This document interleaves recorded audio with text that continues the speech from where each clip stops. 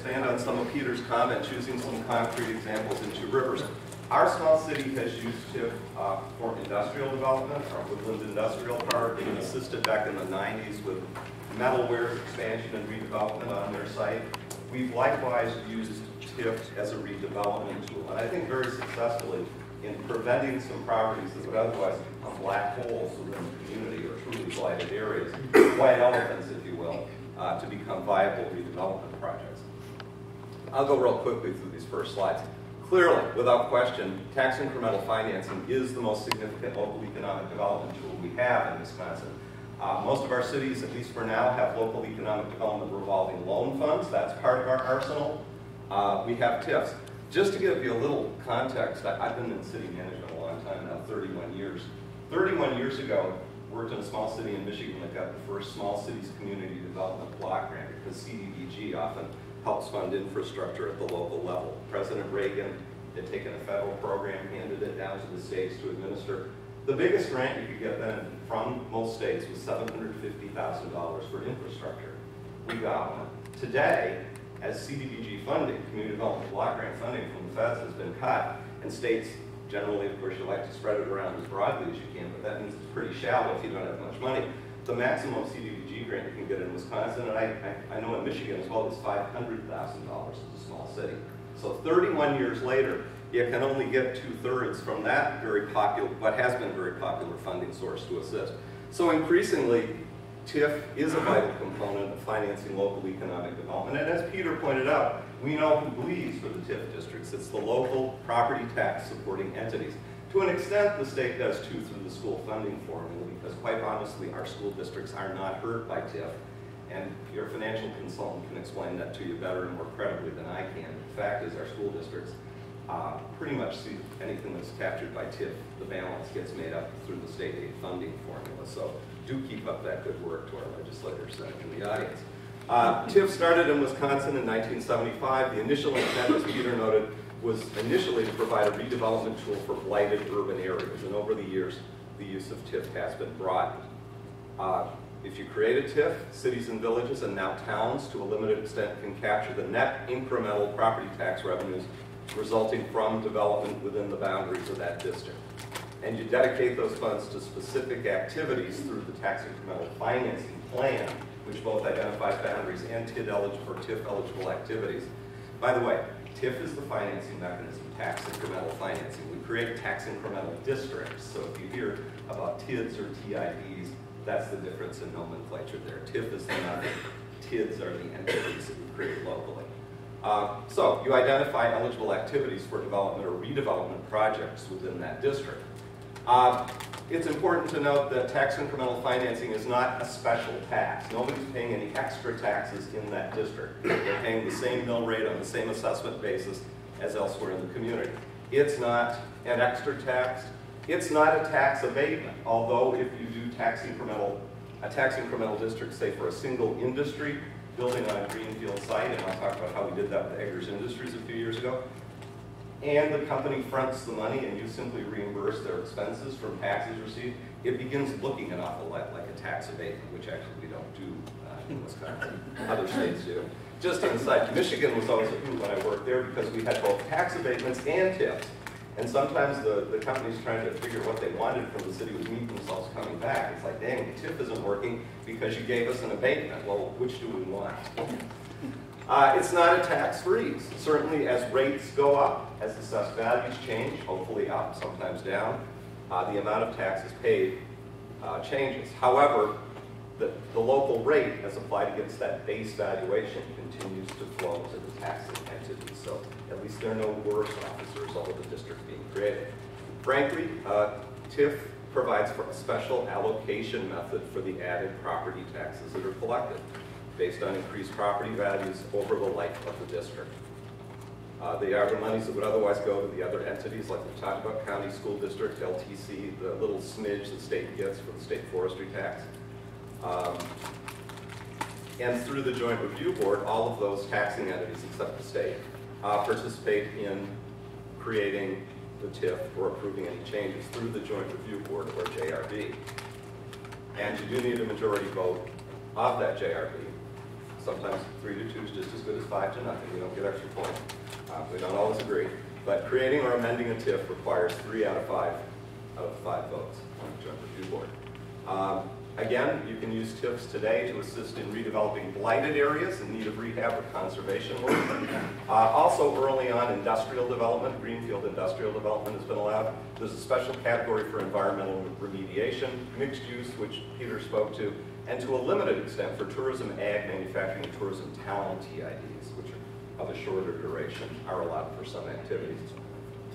Generally, TID-eligible activities can include municipal infrastructure. You're doing an industrial park, you're doing Harbor Town, for example, multi-tenant development sites. You need infrastructure. You need those streets, the underground utilities, water, sewer, stormwater facilities. Those are mighty expensive, and sometimes those costs act to the detriment of development happening. You can use TIF proceeds to acquire and clear property for blight removal. You can provide direct grants to private developers to help write down development costs. That's where there now has to be the written development agreement Peter spoke to. And that agreement not only gets approved by the city, it's subject to approval by the Joint Review Board. So you better have those pretty tightly written. And you can likewise include administrative planning and legal costs related to the development or redevelopment activity to reimburse the city. One of our TIFs, I know we ended up having about $100,000 in legal costs associated with it. It doesn't take long when Foley and Lardner's billing system is ticking and you have a fairly sophisticated development agreement. There are various lengths now allowed for TIF districts. Blighted area redevelopment, typically 27 years, extendable to 31 under recent law. 23 years for industrial or mixed use. 20 for new districts of that type, extendable to 23. 23 years for environmental remediation, and I believe 16 for town TIFs. The 12% rule, Peter spoke to, but no new TIF can be created in the city if the total value of increment you're capturing in your existing TIFs is more than 12%. You can still, maybe you're at 10%, but you've got a honking big project coming that will ultimately put you at 50% of your value being captured. That's fine.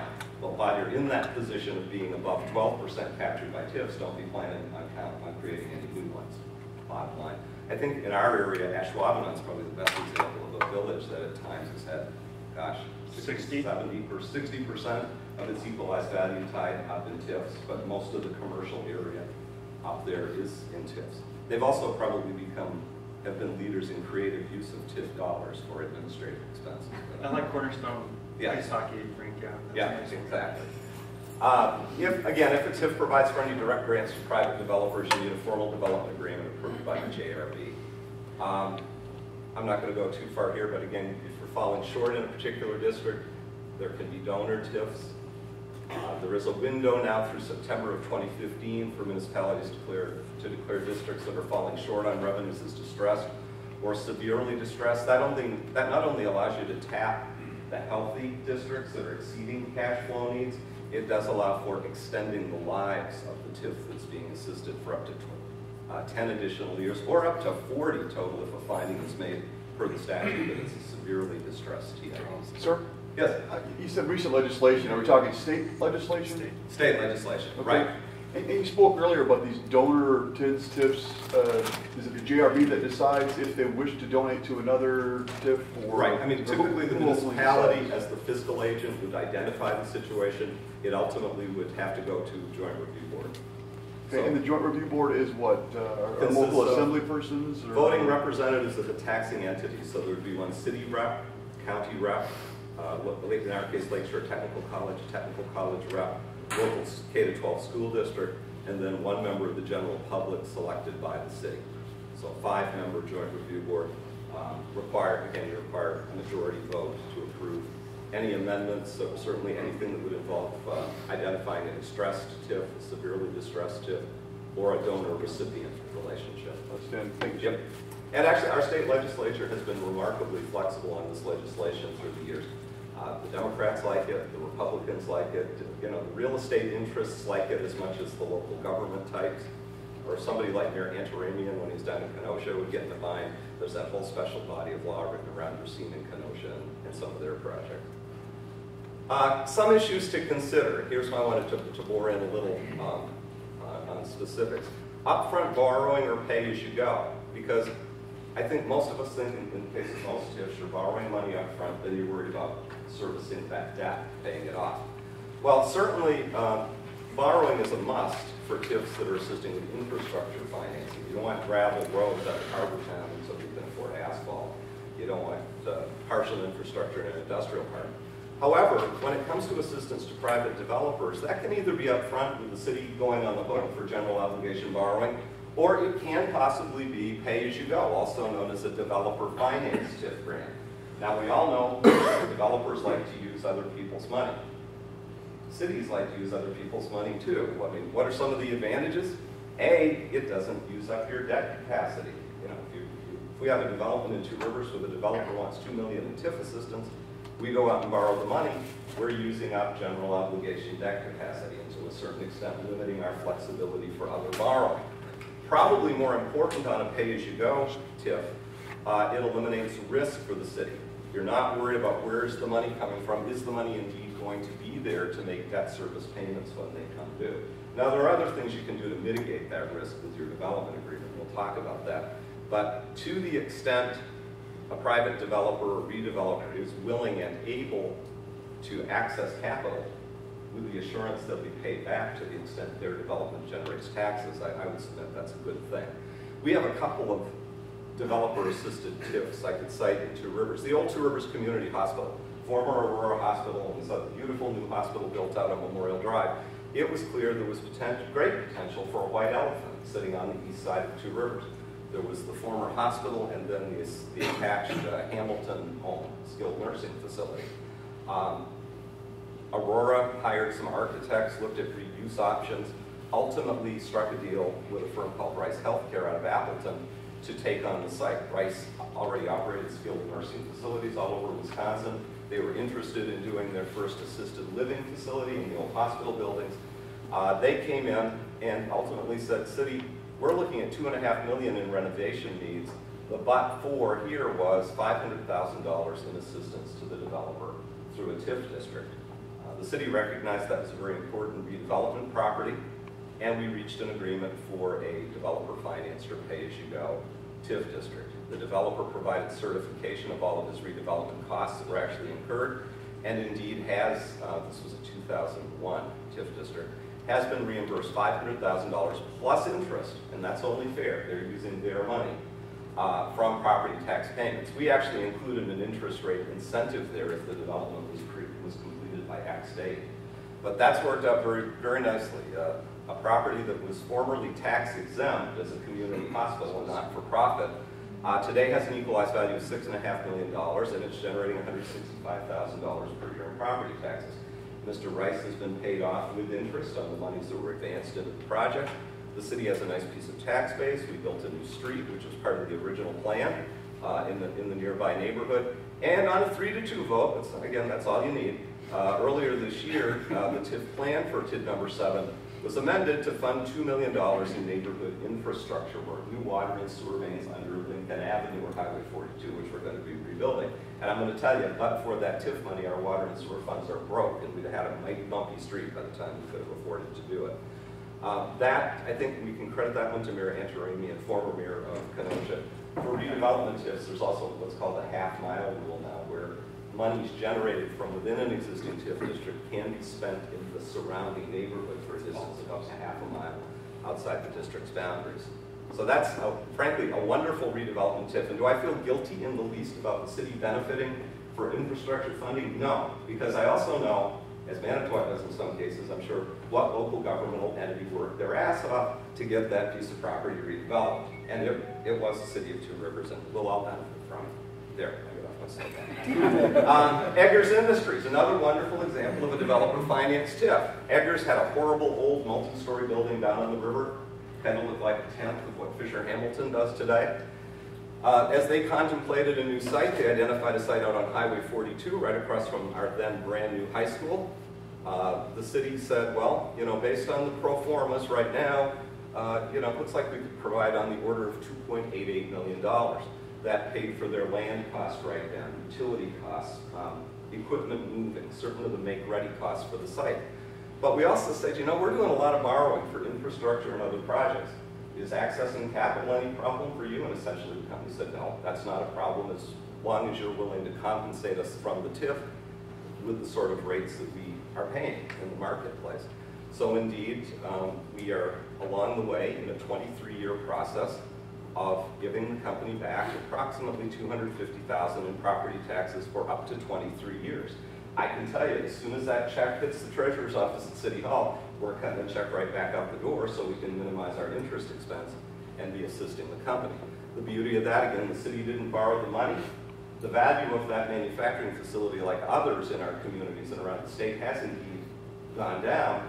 The taxpayers of Two Rivers and our local elected officials don't have to break a sweat because, frankly, with the single property developer finance TIF, the most we have to pay out is what they've paid in one pocket out the other. So that's worked out pretty well. It's been a nice, neat, clean arrangement made for a beautiful project of about $23 million in total. They helped reimburse the school district for the cost of the area utilities that were extended to the area.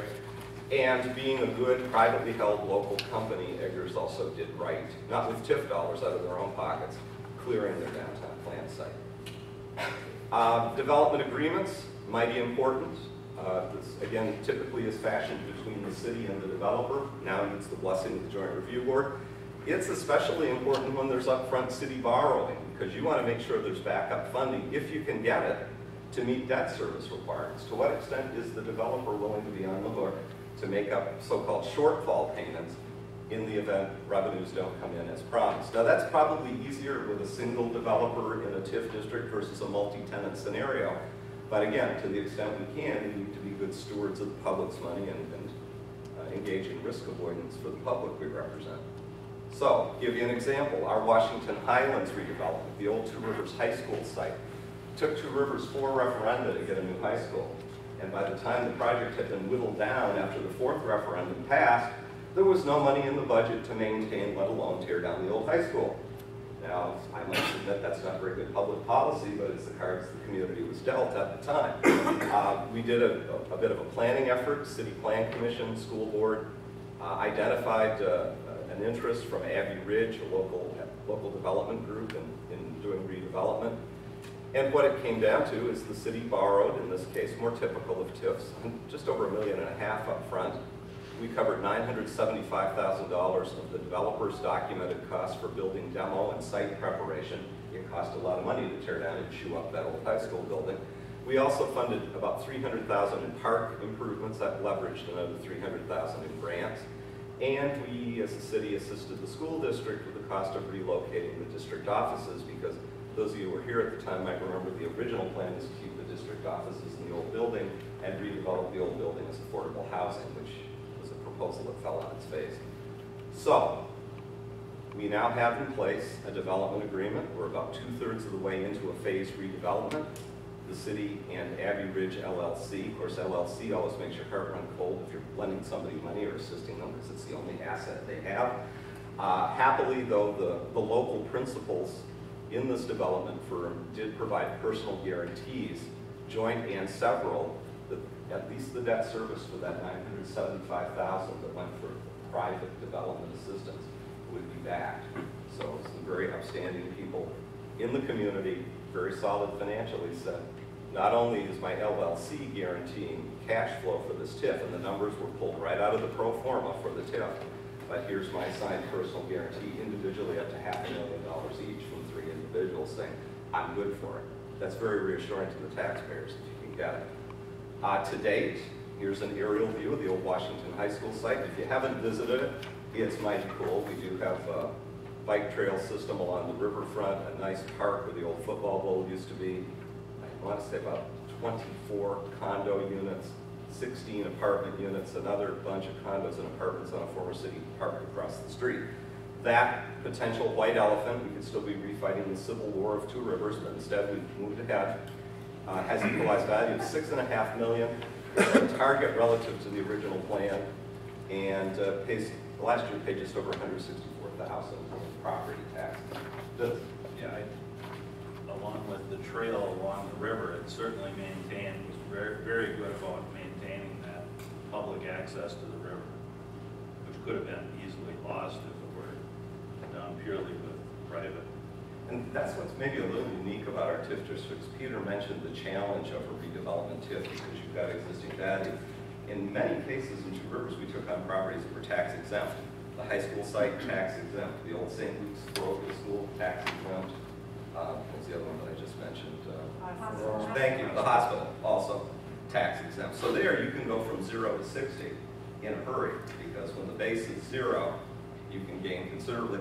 One little wrinkle in the legislation, and I think I know why it's there, if the property is municipally owned, even though it's exempt, you have to establish a value, and I'm sure that's simply so cities didn't buy up properties and say, oops, they're not worth anything, let's create a TIF. However, if you created an industrial park on county-owned land or on school district-owned land, the basis is 0. If it's city-owned, a value has to be attributed to it. You can't, as you may have heard, you can't trust a city there. Always trying to get development going. So, actually, that may have raised questions. Any questions? Vitally important tool. Thank God there is the recognition that there may arise the need for donor and recipient TIFs, that there may indeed be the need for shortfall payments or to declare TIFs distressed.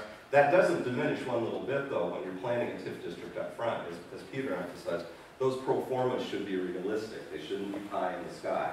And in recent years, we've always said assume 0 growth in assessed value, market-driven assessed value. Maybe that's wildly liberal now because it's going down.